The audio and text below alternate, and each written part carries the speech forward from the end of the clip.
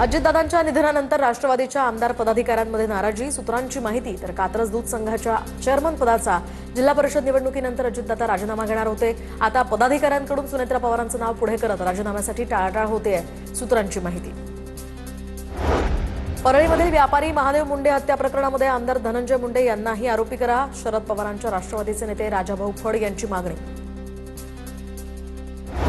विलीनीकरण ही आता दंतकथा संपली आहे, राष्ट्रवादीच्या विलीनीकरणावर संजय राऊतांची प्रतिक्रिया। तर आता आम्हाला महाविकास आघाडी म्हणून काम करायचंय, जनतेचा पक्ष म्हणून विरोधी पक्षाला काम करावं लागेल, राऊतांचं वक्तव्य।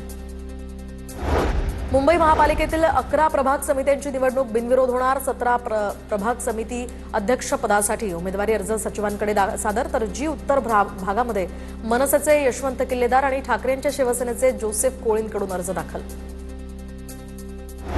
कल्याण डोंबिवली पालिकेमध्ये सत्ता स्थापनेनंतरच मित्रपक्षांमध्ये वादाची ठिणगी, स्थायी समिती सभापतीपदावरून भाजप आणि शिवसेना आमनेसामने, दोन्ही पक्षांनी आपापली भूमिका ठामपणे मांडल्यानं महासभा लांबणीवर।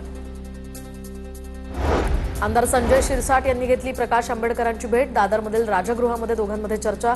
तर आबासाहेब कर्डक यांच्या स्मारकासाठी विशेष आमंत्रण देण्यासाठी भेट घेतल्याची माहिती।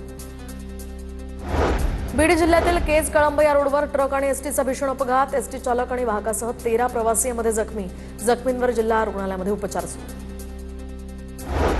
बीडच्या नेकनूर पोलीस स्टेशन परिसरामध्ये एका गोडाऊनवर छापा, गेवराई पोलिसांनी हा छापा टाकलाय। चोरीच्या दुचाकी मॉडिफाय करून विक्री करणाऱ्यांवर कारवाई, तर नेकनूर पोलीस ठाण्यातील होमगार्डचा या रॅकेटच्या मागे हात असल्याची चर्चा।